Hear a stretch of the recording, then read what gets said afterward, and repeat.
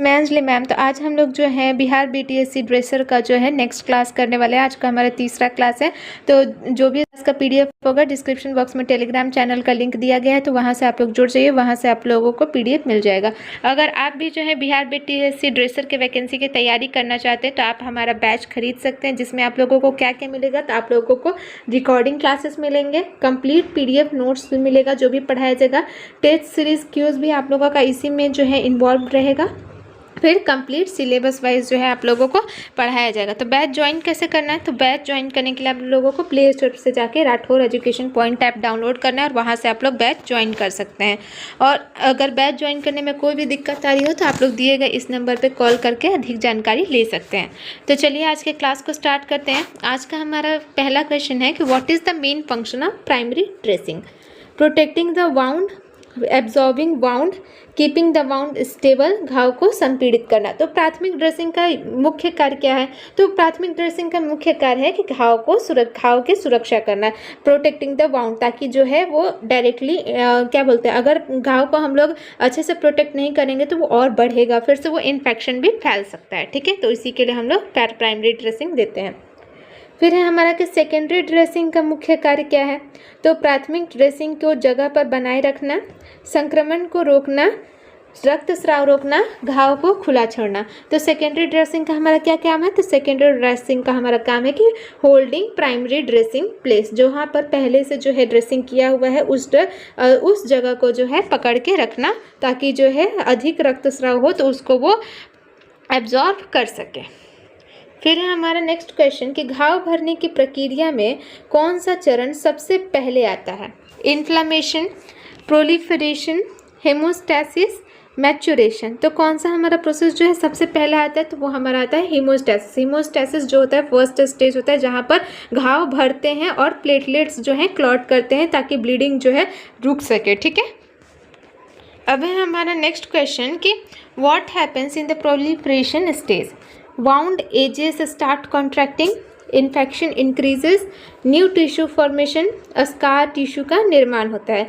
तो हमारा proliferation stage में क्या होता है? तो प्रोलिफरेशन स्टेज में हमारा न्यू टिश्यू जो है बनते हैं। ठीक है, नए टिश्यू बनते हैं। ठीक है, इस स्टेज में प्रोलिफरेशन में।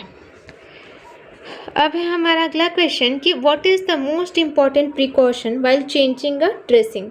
Wearing gloves, changing the dressing blindly, touching the wound without washing hands, एक ही ड्रेसिंग। तो हमारा सबसे ज़्यादा सावधानी वाला कार्य क्या है? तो वेयरिंग ग्लव्स, ताकि जो है इन्फेक्शन हमें भी ना फैले। ठीक, तो इसलिए हम लोग ग्लव्स का यूज़ करेंगे। अब है हमारा नेक्स्ट क्वेश्चन कि what is the best antiseptic for preventing infection? Hydrogen peroxide, chlorhexidine, iodine और अल्कोहल। तो कौन सा जो है हमारा सबसे अच्छा एंटीसेप्टिक है? तो वो है हमारा क्लोरहेक्सिडिन, जो एक पावरफुल एंटीसेप्टिक है जो कि बैक्टीरिया और वायरस को पूरी तरह से प्रभावी रूप से ख़त्म करता है। फिर है हमारा नेक्स्ट क्वेश्चन कि निम्नलिखित में से कौन सा उपकरण सर्जिकल ड्रेसिंग के दौरान उपयोग किया जाता है? Hemostatic forceps, Mayo scissors, dressing forceps, retractor. तो हम लोग किसका यूज़ करते हैं सर्जिकल ड्रेसिंग के दौरान? तो हम लोग ड्रेसिंग फॉरसेप्स का यूज़ करते हैं। घाव से ड्रेसिंग को हटाने या फिर नई ड्रेसिंग को लगाने के लिए ड्रेसिंग फॉरसेप का यूज़ किया जाता है। फिर अगला क्वेश्चन है कि which instrument is use to remove dead tissue from a wound? Scalpel, scissors, curette और रिट्रैक्टर। तो किसका यूज़ हम लोग कहते हैं घाव के अंदर से जो भी डेड टिश्यू उसका हटाने के लिए? तो हम लोग क्यूरेट का यूज़ करते हैं। ठीक है, क्यूरेट क्या है? तो क्यूरेट एक प्रकार का इंस्ट्रूमेंट है जिसका यूज़ डेब्रिडेमेंट के लिए किया जाता है, जिससे जो है जो भी डेड टिश्यू है वो हटाया जाता है। फिर है हमारा अगला क्वेश्चन कि which of the following is a sterile dressing? Gauze pad, cotton bandage, adhesive tape, plaster. तो इसमें से कौन सा जो है एक हमारा स्टेराइल ड्रेसिंग है? तो वो है हमारा गॉज पैड। गॉज पैड जो है एक स्टेराइल ड्रेसिंग है जो कि जिसका यूज़ किस लिए करते हैं? तो घाव को कवर करने और इन्फेक्शन से बचाने के लिए। फिर है हमारा अगला क्वेश्चन कि which type of dressing contains a special gel for treating burns? Hydrocolloid dressing, hydrogel dressing, foam dressing, alginate dressing. तो कौन सा जो है एक स्पेशल जेल कंटेन करता है, तो वो है हमारा हाइड्रोजेल ड्रेसिंग। ठीक है, हाइड्रोजेल ड्रेसिंग में हाइड्रोजेल ड्रेसिंग करने से घाव में जो है नमी बनी रहती है और जिससे बर्न वाले जगह पे आराम मिलता है। फिर है हमारा नेक्स्ट क्वेश्चन कि which dressing is most suitable for absorbing excessive bleeding, transparent film dressing, alginate dressing, silicone dressing, adhesive band. तो किससे जो कौन सा ड्रेसिंग करने से सबसे ज़्यादा घाव से जो भी ब्लड हो रहा है वो एब्जॉर्ब हो जाएगा, तो एलिगनेट ड्रेसिंग। एलिगनेट ड्रेसिंग से अधिक जो है स्राव को सोखने में मदद मिलती है और नमी बनी रखती है। ठीक है, फिर है हमारा कि कौन सा संक्रमण सबसे अधिक अस्पताल में होने वाले संक्रमणों में शामिल है। ठीक है, surgical site infection, malaria, typhoid, dengue. तो कौन सा जो है हमारा सबसे ज़्यादा नोसोकोमियल इन्फेक्शंस में शामिल है, तो वो है हमारा सर्जिकल साइट इन्फेक्शन। ठीक है, उन रोगियों में पाया जाता है जो सर्जरी के बाद उचित देखभाल नहीं प्राप्त करते हैं। तो ये सबसे ज़्यादा जो है फैलने वाला इन्फेक्शन है अस्पताल में। फिर है हमारा अगला क्वेश्चन कि what is the best way to prevent infections in hospitals, taking antibiotics, frequent hand washing, isolating patients, अधिक स्टेरॉइड। तो किससे जो है इन्फेक्शन रोका जा सकता है हॉस्पिटल में फैलने से, तो बार बार हाथ धोने से जो है हॉस्पिटल में इन्फेक्शन को फैलने से रोका जा सकता है। अब है अगला क्वेश्चन कि which instrument is used for cutting scissors. तो ये हम लोगों ने ऑलरेडी कर रखा है, किससे हम लोग सूजर्स काटते हैं, तो सूजर सीजर से, इससे हम लोग टाके काटते हैं। फिर है हमारा नेक्स्ट क्वेश्चन कि which instrument is used to hold veins, hemostatic forceps, Allis clamp, Kocher clamp, needle. तो किससे हम लोग जो है वेन को पकड़ते हैं, तो हम लोग हेमोस्टैटिक फॉरसेप्स से जो है नसों को पकड़ते हैं और ब्लीडिंग को रोकने के लिए भी ये यूज़ किया जाता है।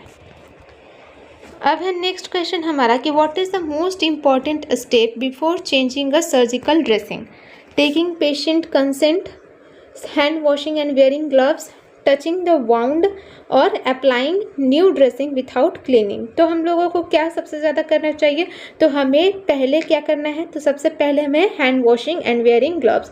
सबसे पहले हम लोग कोई भी सर्जिकल ड्रेसिंग करने से पहले अपना हैंड वॉश करना चाहिए और ग्लव्स पहनना चाहिए ताकि हमें भी इन्फेक्शन ना फैले। अब है हमारा कि which antiseptic is most commonly used while changing a dressing.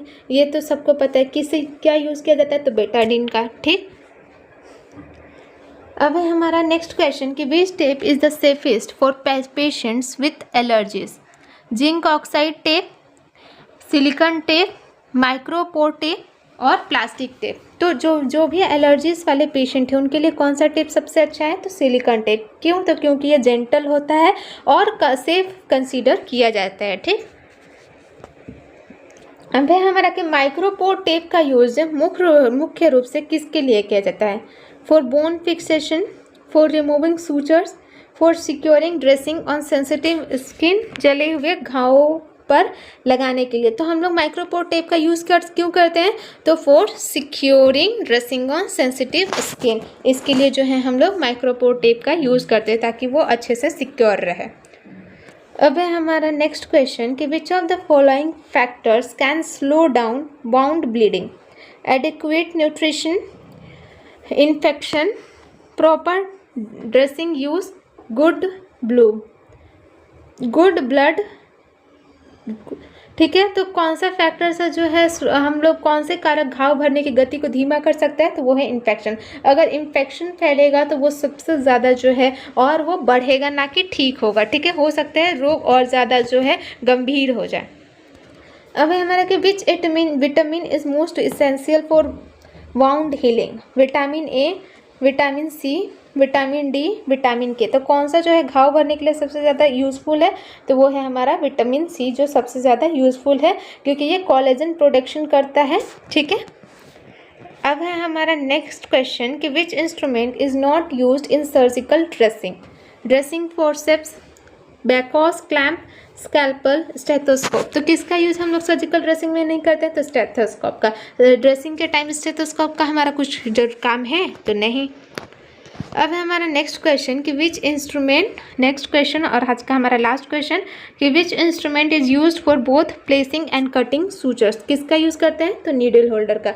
Needle holder से जो है हम लोग दोनों काम कर सकते हैं, टाके लगा भी सकते हैं और काट भी सकते हैं। ठीक है, तो आज के लिए बस इतना ही। जो भी इस क्लास का PDF होगा डिस्क्रिप्शन बॉक्स में टेलीग्राम चैनल का लिंक दिया गया है, तो वहाँ से जाके जुड़ जाइए, वहाँ से आप लोगों को PDF मिल जाएगा।